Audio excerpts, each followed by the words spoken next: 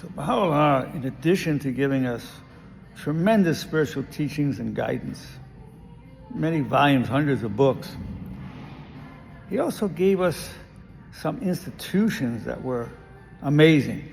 We have the Center of the Covenant, his firstborn son, Abdu'l-Baha. And he put him at the center of the covenant, very clearly in his will. And he had the power to interpret Baha'u'llah's word and to offer new words, to give new teachings, extensions of what his father was talking about. And to create prayers for us, many beautiful prayers from Baha'u'llah, the Bab, but they're manifestations of God. And then Abdu'l-Baha was a servant of God. He gave us prayers. And also he was our exemplar of how we should be as human beings on earth, to follow his example. So he gave us the institution of the Center of the Covenant. That was amazing.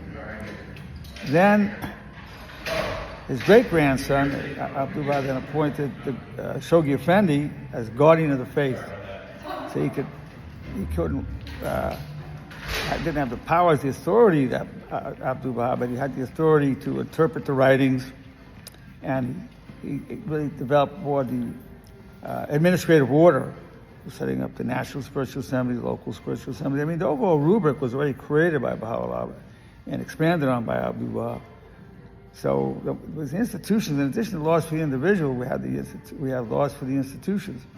So these would be houses of justice. The main laws were these. When you have 9 people elected to local Spiritual Assembly, National Spiritual Assembly, Universal House of Justice.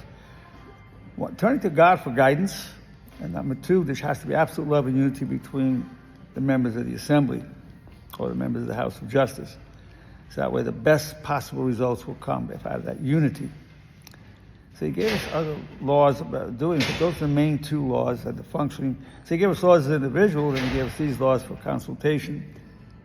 And then he gave us the Universal House of Justice, which can infallibly determine what the writings mean, because it's very clear he didn't want to have sects made up, the branch of Baha'i, that branch of Baha'i, this branch.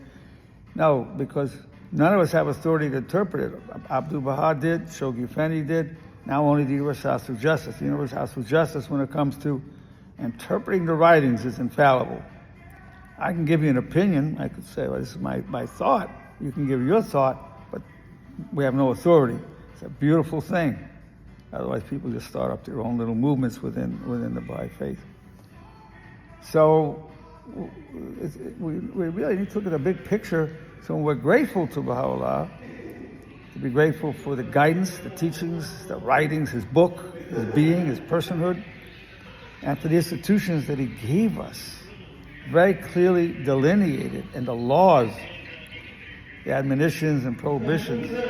An amazing gift, the choice wine, so to speak.